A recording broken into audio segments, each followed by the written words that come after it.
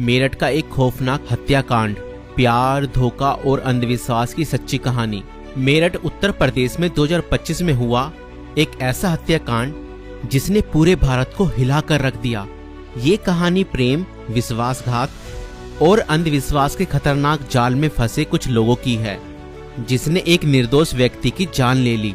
इस केस में प्रेमिका ने अपने प्रेमी के साथ मिलकर अपने पति को मौत के घाट उतार दिया और उसके शव को 15 टुकड़ों में काटकर एक ड्रम में भर दिया और उसके अंदर सीमेंट डाल दिया। मगर चलिए इस कहानी को शुरुआत से देखते हैं। 2016 में मेरठ निवासी सौरभ राजपूत की मुलाकात मुस्कान रस्तोगी से हुई। दोनों के बीच प्रेम हुआ और कुछ सालों बाद उन्होंने शादी कर ली। लेकिन यह शादी सौरभ के परिवार को पसंद नहीं आई, क्योंकि मुस्कान एक अलग जाति से थी। इसके बावजूद दोनों ने अपने रिश्ते को मजबूत बनाए रखा। सौरभ मर्चेंट नेवी में जॉब करते थे और लंदन में पोस्टेड थे। शादी के कुछ समय बाद सौरभ लंदन चले गए, जबकि मुस्कान अपनी बेटी के साथ मेरठ में रहने लगी। इस दौरान उनकी जिंदगी में एक तीसरा व्यक्ति साहिल शुक्ला आया, जो मुस्कान को पहले से ही जानता था। सौरभ के लंदन में रहने के कारण मुस्कान की नजदीकियां साहिल से बढ़ने लगी। साहिल, जो पहले से ही मुस्कान को पसंद करता था, अब खुलकर उसके साथ वक्त बिताने लगा। मुस्कान ने उसे यह यकीन दिला दिया कि वह अपने पति के साथ खुश नहीं है और वह साहिल से सच्चा प्यार करती है। साहिल शुक्ला अंधविश्वासी प्रवृत्ति का था और आत्माओं, तंत्र मंत्र जैसी चीजों में विश्वास करता था। मुस्कान ने इस बात का फायदा उठाते हुए उसके लिए स्नैपचैट पर एक फर्जी अकाउंट बनाया, जिससे वह साहिल शुक्ला की मरी हुई मां के नाम से चैट करती थी। इस फर्जी अकाउंट से वह साहिल को यकीन दिलाने लगी कि उसकी मां की आत्मा मुस्कान को पसंद करती है और चाहती है कि वे दोनों साथ रहें। धीरे धीरे साहिल पूरी तरह से मुस्कान की बातों में फंस गया। मुस्कान ने उसे यह विश्वास दिलाया कि अगर वह उसके पति सौरभ को रास्ते से हटा दे तो वो दोनों एक साथ रह सकते हैं। साहिल अब पूरी तरह से मुस्कान के इशारों पर नाचने लगा था। मुस्कान और साहिल ने मिलकर सौरभ को मारने की साजिश रची। 4 मार्च 2025 को जब सौरभ लंदन से मेरठ अपनी पत्नी और बेटी से मिलने आया, तब मुस्कान ने सौरभ की फेवरेट सब्जी कोफ्तों में बेहोशी की दवाई मिलाकर खिला दी।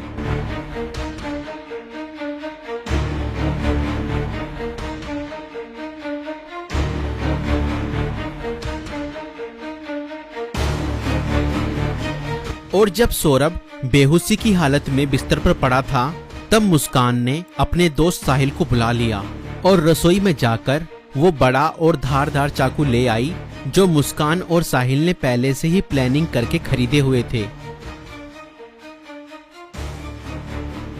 और करीब 20 मिनट तक साहिल ने मुस्कान को बताया कि कैसे उसे अपने पति का वध करना है।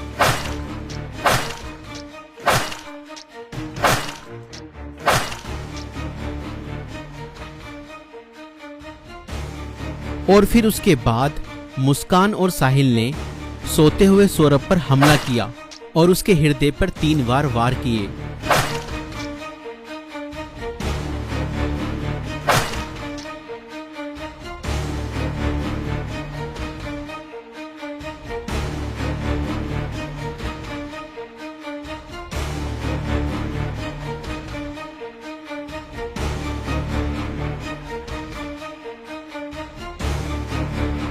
और घर में पड़े कूलर को भी ऑन कर दिया ताकि उसकी आवाज किसी को भी ना सुनाई दे।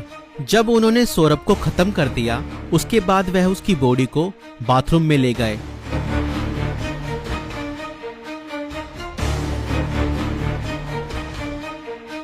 और उसके शरीर को 15 टुकड़ों में बांट दिया। सौरभ को खत्म करने के बाद उन्हें इस बात की चिंता हुई कि अगर सब बरामद हो गया तो पुलिस उन तक जरूर पहुंच जाएगी। इसलिए उन्होंने सबको ठिकाने लगाने की योजना बनाई और मुस्कान बाजार जाकर एक प्लास्टिक का ड्रम खरीद लाई। और मुस्कान और साहिल ने सौरभ के शव के टुकड़ों को उस प्लास्टिक ड्रम में डाल दिया और ऊपर से सीमेंट भी डाल दिया ताकि उसकी बॉडी की स्मेल बाहर ना जाए। और उसके बाद उन्होंने उस ड्रम को घर के एक कोने में रख दिया। इसके बाद मुस्कान और साहिल ने सौरभ के मोबाइल फोन से उसके सोशल मीडिया अकाउंट को एक्टिव रखा।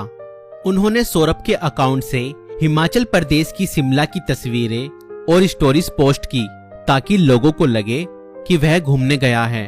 उन्होंने उसकी फैमिली और दोस्तों को यह यकीन दिलाने की कोशिश की कि सौरभ जिंदा है और बाहर यात्रा कर रहा है।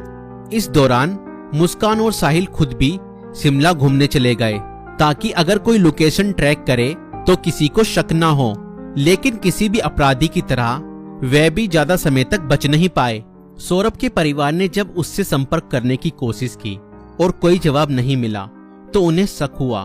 परिवार ने मेरठ पुलिस में गुमशुदा की रिपोर्ट दर्ज कराई।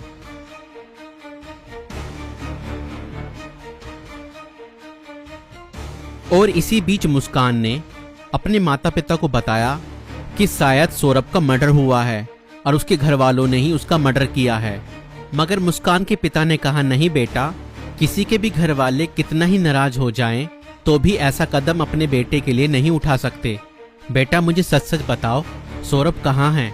मुझे सच्चाई बताओ, मैं किसी से कुछ नहीं कहूँगा। और तब मुस्कान ने अपने पिता को बताया कि उसने और साहिल ने मिलकर सौरभ को खत्म कर दिया है। और इतना सुनते ही मुस्कान के पिता ने पुलिस को सारी खबर बता दी।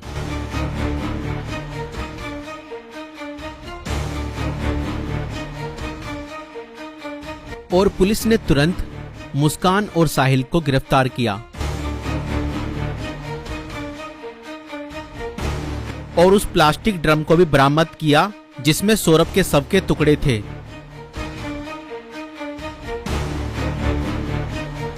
उस प्लास्टिक ड्रम को काटा गया और सौरभ के शरीर के टुकड़ों को बरामद किया गया।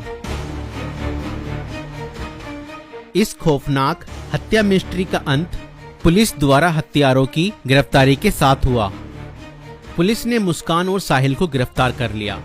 दोनों पर हत्या, साजिश और शव को छुपाने के गंभीर आरोप लगाए गए। दोस्तों, ये घटना हमें यह सिखाती है कि अंधविश्वास का अंजाम बहुत बुरा और भयानक होता है। साहिल ने अपनी मां की आत्मा के नाम पर बनाए गए एक फर्जी अकाउंट पर भरोसा किया और हत्या जैसा अपराध कर दिया। और गलत संबंध और रिश्तों का अंजाम बहुत बुरा ही होता है। मुस्कान ने अपने फायदे के लिए साहिल को मानसिक रूप से कंट्रोल किया और हत्या तक करवा दी। और कानून से कोई नहीं बच सकता, चाहे अपराध कितना भी चालाकी से किया जाए। पुलिस की जांच और सबूतों के आधार पर अपराधी पकड़े ही जाते हैं।